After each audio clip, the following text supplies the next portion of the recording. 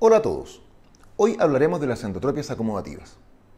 Cuando hablamos de endotropia acomodativa, estamos hablando de tres diferentes entidades que tienen en común un factor acomodativo significativo. Estas son la endotropia acomodativa hipermetrópica, la endotropia parcialmente acomodativa y por último, la endotropia acomodativa con relación CA alta. Pero antes de entrar en materia, ¿qué quiere decir que un estrabismo tenga un factor acomodativo? Para entender esto, debemos ir un poco más atrás, a la fisiología de la mirada de cerca. Recordemos del curso de oftalmología de pregrado que para poder ver adecuadamente de cerca, se necesita echar mano a mecanismos activos que permitan la formación de una imagen nítida y única cuando miramos de cerca. El sistema visual normal debería estar enfocado en el infinito. Así obtenemos la mejor agudeza visual de lejos, y cuando queramos ver algún objeto cercano, gracias a la contracción del músculo ciliar, nos hacemos transitoriamente miopes para hacer foco de cerca. Sin embargo, no basta con hacer foco de cerca, también debemos converger, porque de otro modo tendríamos diplopia. Y además, nuestra pupila se contrae para mejorar la profundidad de foco.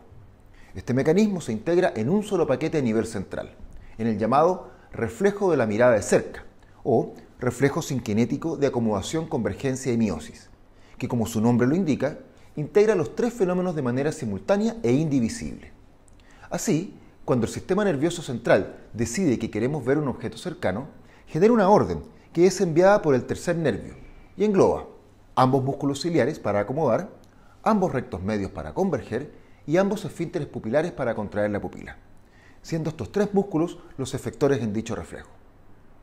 Estos tres fenómenos no solo actúan simultáneamente, sino que también están de alguna manera paquetizados, es decir, existe una relación constante entre la cantidad de acomodación y la cantidad de convergencia acomodativa en este caso.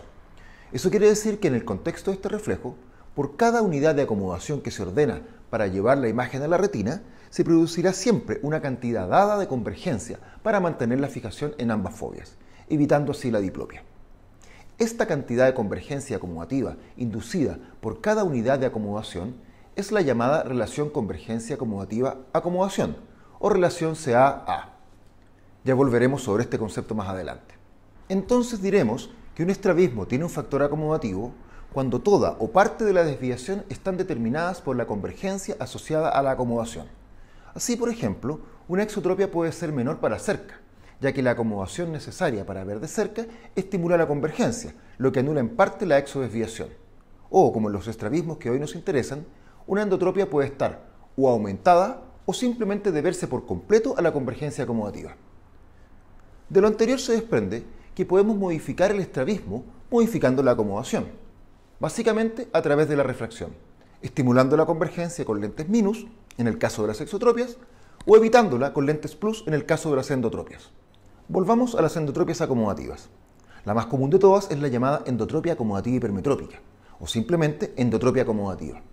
Consiste en aquella endotropia que se debe completamente a la acomodación, lo que implica que puede ser tratada con éxito a través de una correcta refracción. Esta endotropia se produce en el contexto de una hipermetropía moderada o alta, que obliga al paciente a acomodar en todo momento para ver nítidamente, llevando a través del reflejo sinkinético de acomodación, convergencia y miosis a la endodesviación. La edad más frecuente de presentación es entre los 2 y 3 años, aunque en ocasiones puede darse en lactantes o niños mayores. Su forma de presentación clásica es con una endotropia intermitente de ángulo moderado, que rápidamente, en cuestión de semanas o pocos meses, se hace constante. Esto ocurre cuando el paciente desarrolla su acomodación en su máxima expresión. Son los niños que están descubriendo el mundo y tomándolo todo, acomodando mucho más que cuando eran lactantes menores. Habitualmente esta endotropia se produce en pacientes con hipermetropía moderada o grande, aun cuando puede encontrarse en hipermetropías bajas.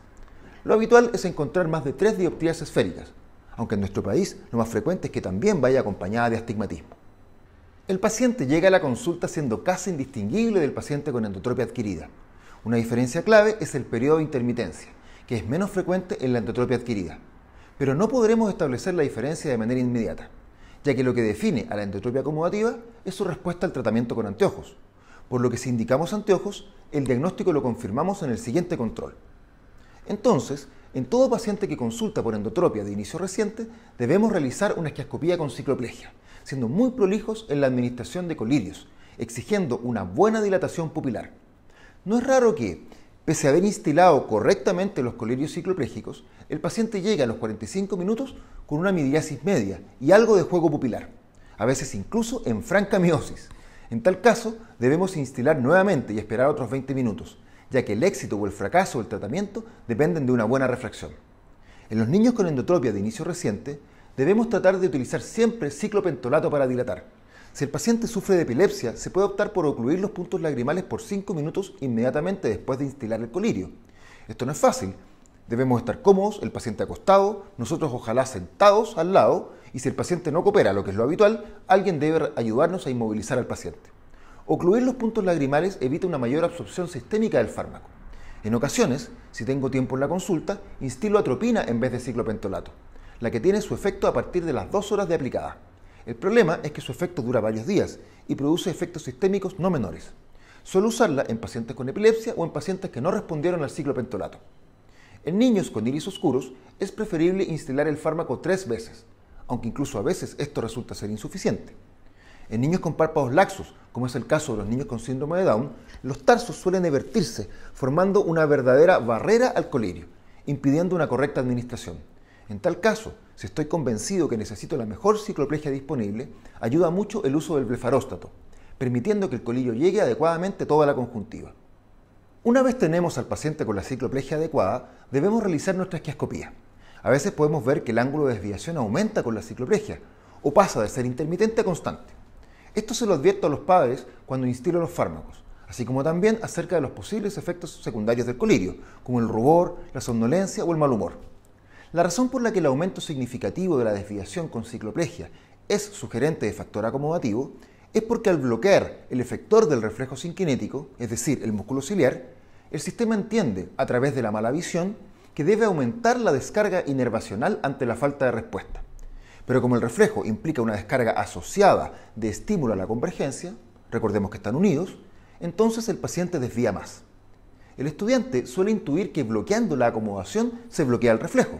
Sin embargo, el reflejo se integra a nivel central, no en el efector, y por eso se da este fenómeno, quizás contraintuitivo, de aumento de la convergencia con ciclopentolato o atropina y disminución con la pilocarpina. Volvamos a la consulta. Nos encontramos con un paciente con endotropia.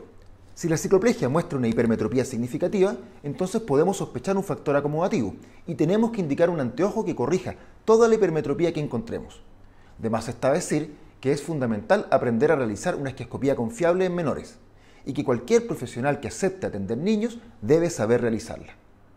Este lente plus que le vamos a indicar hará innecesaria la acomodación y por lo tanto, si es una endotropia acomodativa hipermetrópica, al cabo de unas 6 semanas de uso permanente del lente, veremos que la endotropia se reduce a menos de 10 dioptrías. Esto suena más fácil de lo que en realidad es, por varias razones. El paciente con endotropia acomodativa hipermetrópica no necesariamente tiene mala visión. De hecho, suelen estar muy cómodos así, ya que al acomodar ven bien y al suprimir no tienen diplopia. Sin embargo, con el anteojo que suele ser pesado, tendrán aniseiconia y anisometropía, y si mantienen algún grado de acomodación residual, serán funcionalmente miopes con los anteojos puestos. Esto molesta principalmente a los niños mayores, que presentan intereses más lejanos que los niños pequeños. Estos últimos, a veces incluso con hipermetropías y astigmatismos significativos, rechazan los anteojos. Pareciera ser que no están interesados en ver mejor. Indicar un lente plus en un niño pequeño presenta múltiples desafíos que uno aprende a sortear con el tiempo. El primero es convencer a los padres que el niño necesita lentes, en especial si no muestra limitaciones visuales. En estos casos, al menos la desviación ocular ayuda a consolidar la idea que se necesita algún tipo de tratamiento. En general, las fórmulas que indicamos en estos pacientes suelen llevar a anteojos gruesos y pesados, que generan gran impacto en los padres y los adultos que rodean al paciente. En cambio, si los padres y hermanos usan anteojos, por lo general la respuesta, tanto del paciente como del grupo familiar, suele ser mucho mejor. Segundo, el propio paciente muchas veces no desea usar los anteojos, ya que ve bien. Recordemos que no estamos necesariamente tratando una baja visión. En este sentido, mientras mayor sea la hipermetropía o el astigmatismo del ojo dominante, mejor será la tolerancia del anteojo. Una estrategia que suelo usar cuando indico por primera vez un anteojo para hipermetropía, ya sea con o sin estrabismo asociado, o cuando aumento considerablemente un lente plus previo, es el uso de anteojos provisorios comprados en el comercio. Le explico a los padres lo difícil que puede ser tolerar un lente de gran poder y les pido que al salir de la consulta compren un lente de lectura, un cuneta, que tenga la fórmula más parecida al equivalente esférico del ojo dominante y que lo empiece a usar de inmediato.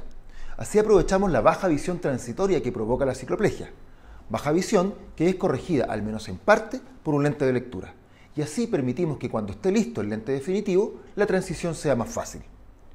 Otro aspecto que dificulta la adaptación de estos lentes es encontrar un anteojo adecuado para el rostro del paciente. Los niños pequeños presentan puentes nasales bajos que hacen que el lente se desplace hacia abajo, permitiéndole al paciente mirar por encima del lente. Recordemos una vez más que el paciente no siente que ve mal, pero cada vez que mira por fuera del anteojo acomoda, manteniendo así la desviación, además de quedar miope con el lente, lo que lo induce a ver por fuera, estableciendo así un círculo vicioso. Una conducta habitual de los padres para evitar la caída del lente es ajustar el cordel de seguridad por detrás de la cabeza. Esto efectivamente eleva el lente, sin embargo lo acerca a los ojos, lo que sumado a que los niños suelen tener pestañas largas, hace muy incómodo el uso del anteojo al chocar las pestañas con la cara posterior del cristal. Lo mejor para evitar este problema es, primero, buscar el marco que mejor se adapte a la cara del paciente y eventualmente usar alzadores de marco. Unos dispositivos muy simples que se colocan en el puente del lente, haciendo que todo el lente suba apoyándose en la nariz. Cuando indicamos un lente por sospecha de endotropia acomodativa, debemos hacer hincapié en el uso permanente de dicho lente. No es raro que los padres le saquen el lente al paciente por un rato cada día, para descansar del lente. Es bueno advertir que el efecto es el contrario, es decir, que con el lente puesto el músculo descansa.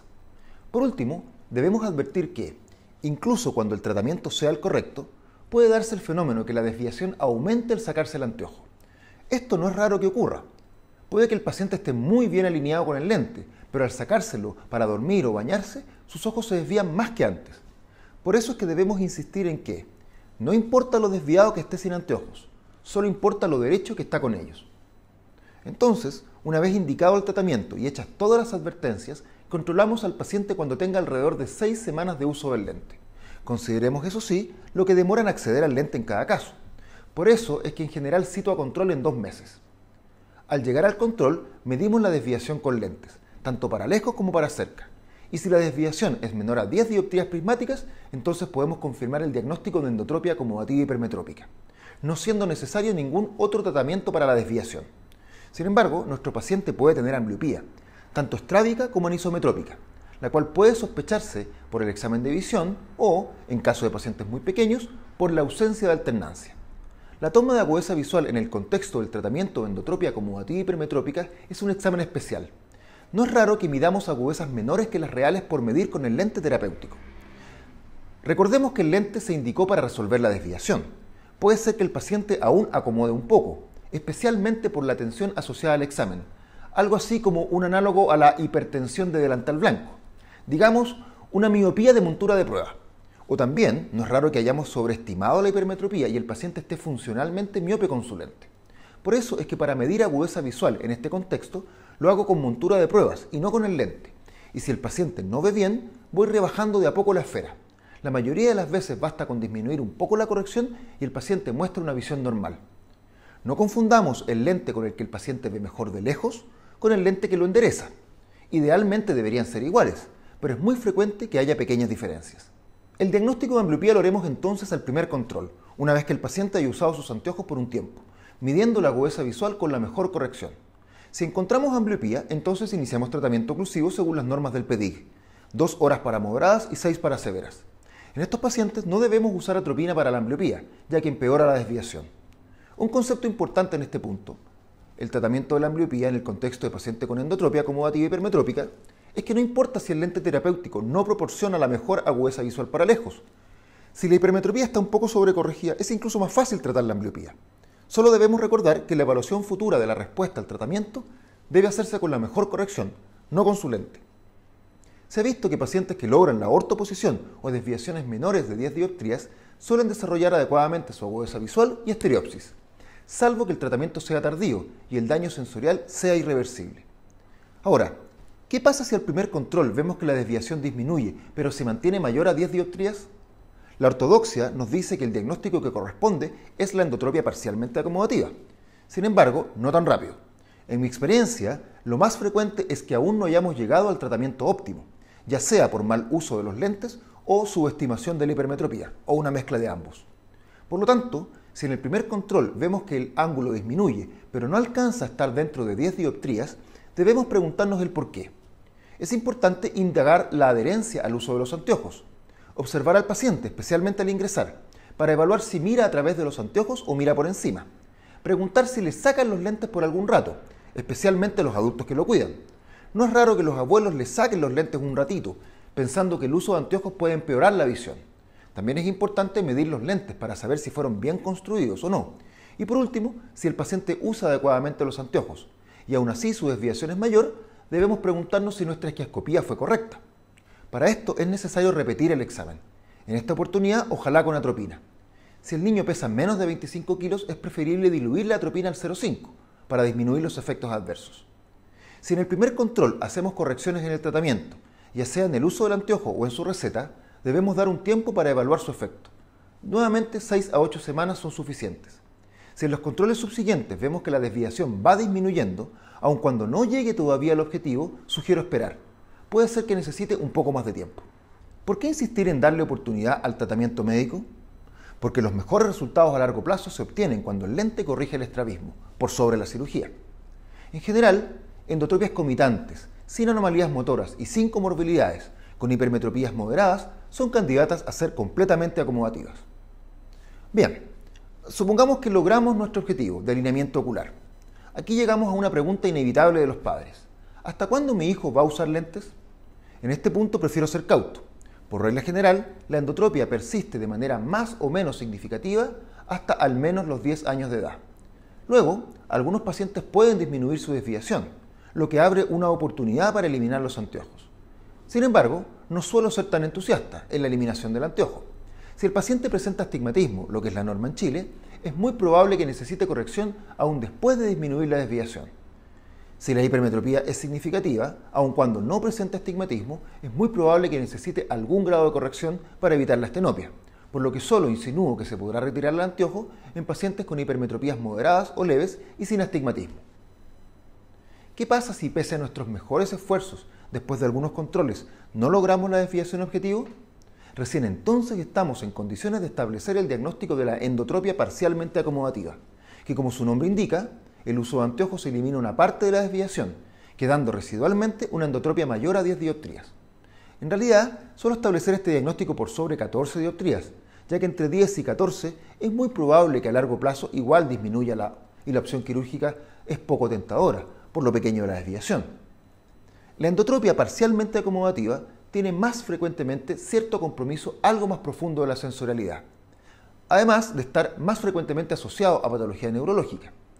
Podemos suponer que a este tipo de endotropia se llega por dos caminos, ya sea por una endotropia secundaria a algún daño neurológico o desviación congénita de ángulo pequeño, donde por añadidura hay un componente acomodativo, o por otro lado, por una endotropia que en su inicio era potencialmente acomodativa y hipermetrópica, pero que por culpa de un tratamiento tardío o subóptimo sufrió un deterioro profundo de la sensorialidad, además de cierta contractura asociada a los rectos medios, lo que finalmente tiene como consecuencia que el anteojo no logre corregir la desviación. Sea cual sea la causa de este estrabismo, el enfoque es el mismo: tratar el máximo de desviación con anteojos, tratar la ambliopía, descartar patología neurológica asociada y finalmente, cuando tenemos desviaciones estables y cosméticamente notorias, ofrecer cirugía para la desviación que no corrigen los lentes. Esto último es muy importante. La cirugía en la endotropia parcialmente acomodativa busca lograr un análogo a la endotropia acomodativa hipermetrópica, es decir, ortoposición con lentes, no necesariamente sin ellos. A los pacientes suele resultarles llamativo este enfoque. Ellos naturalmente quisieran la ortotropia definitiva sin ayudas. Sin embargo, debemos recordar que el componente acomodativo, lo que los lentes corrigen, suele disminuir con el tiempo, por lo que dejar a estos pacientes en ortotropia sin lentes llevará invariablemente a la exotropia en el mediano plazo. Y finalmente tenemos la endotropia acomodativa con relación CA alta. Esta entidad se caracteriza por ser una endotropia que disminuye su desviación frente al uso de anteojos, logrando la ortotropia para lejos, pero con una desviación para cerca al menos de 10 dioptrías mayor que la de lejos.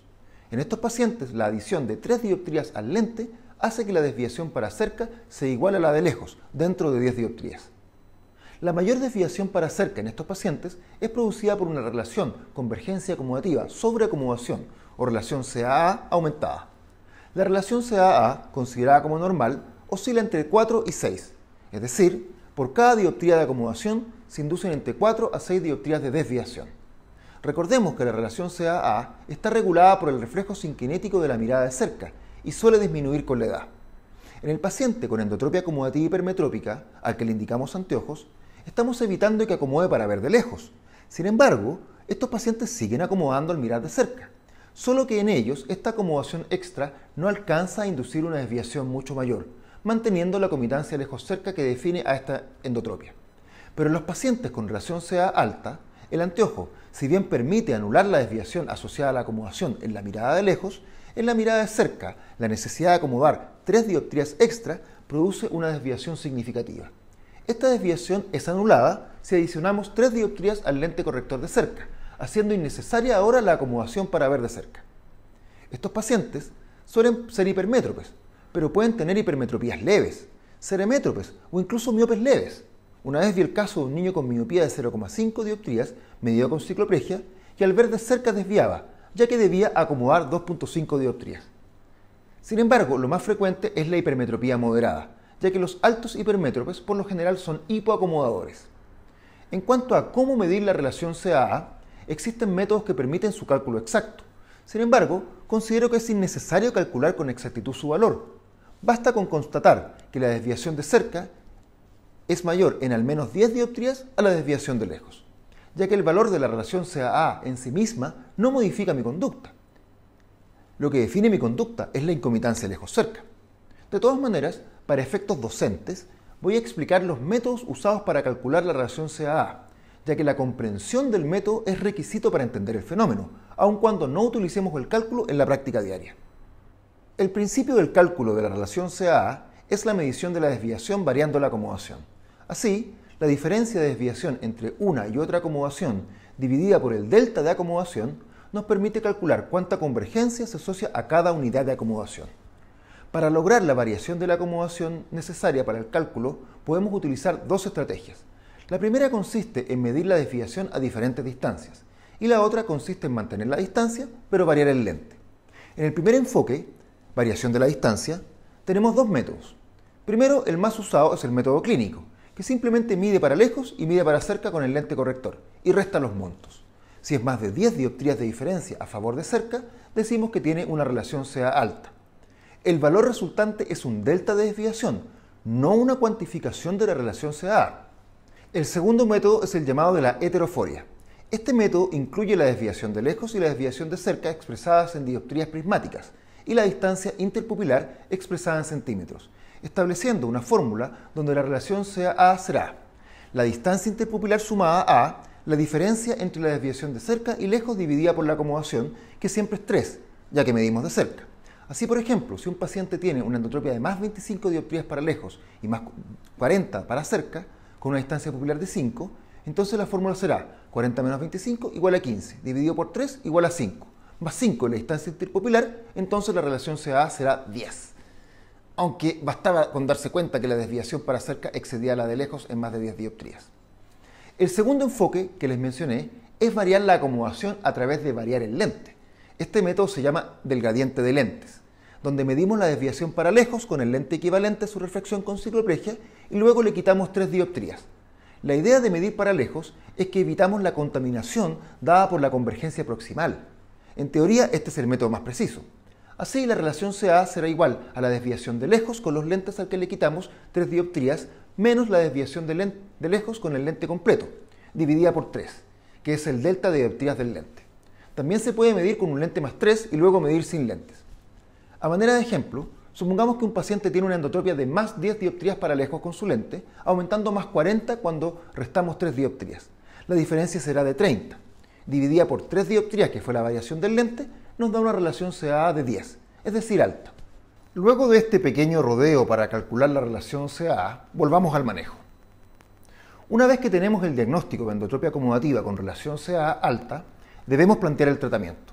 Desde el punto de vista teórico puro, el tratamiento indicado debería ser el uso de bifocales o multifocales, que agregan 3 dioptrías para cerca, haciendo innecesaria la acomodación extra, manteniendo los ojos alineados tanto para lejos como para cerca. Sin embargo, no es tan simple. Básicamente porque estos pacientes, una vez más, no ven mal de cerca, simplemente desvían de cerca, que no es lo mismo.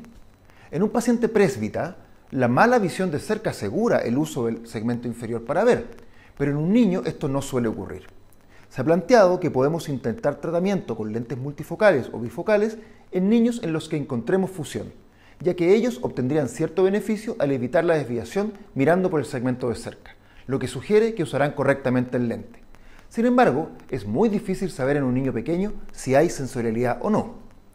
Con respecto al lente, se recomienda el uso de bifocales de tipo executive, con el borde del segmento no en el limbo inferior, como es habitual, sino en el borde inferior de la pupila para favorecer el uso en el hemicampo inferior. En mi experiencia, si los padres logran convencer al óptico que efectivamente le indicaron bifocales a un niño, es muy raro que queden bien adaptados y aún más difícil que el niño los use adecuadamente. Me va un poquito mejor indicando multifocales, sin embargo el GES solo cubre lentes monofocales. Si el paciente persiste con una desviación notoria para cerca, pese al uso correcto de anteojos bifocales, o no es posible acceder a estos lentes, es válido plantear la cirugía. Mucho se ha especulado sobre la estrategia quirúrgica en estos casos. Si realizar Faden clásica a los rectos medios, o resección retroceso del rectos medios, o sutura a las poleas, enfoques bastante lógicos por lo demás, o si retroceder los rectos medios para algún ángulo entre el lejos y el cerca. Sin embargo, el simple retroceso de los rectos medios para el ángulo de cerca con lentes, sin importar el ángulo de lejos, ha demostrado ser adecuado, no provocando exotropias para lejos como se podría sospechar, como lo demostró Burton Kushner en un estudio con 25 casos y como lo podemos ver nosotros también en nuestra práctica diaria. Finalmente, quisiera remarcar que los pacientes con endotropias de inicio reciente son comunes en la práctica diaria. Por lo general, no es posible establecer el diagnóstico definitivo en la primera consulta, debiendo esperar a la respuesta o ausencia de ella al tratamiento con anteojos en quienes sospechamos un factor acomodativo. Además, el uso de anteojos plus en niños con endotropia acomodativa no siempre es sencillo y requiere la colaboración de todos los adultos responsables que rodean al niño. Y por último, no debemos apurarnos en establecer el diagnóstico de endotropia parcialmente acomodativa apenas veamos que no se consigue el ángulo deseado en el primer control. Bueno, eso sería todo y hasta un próximo video.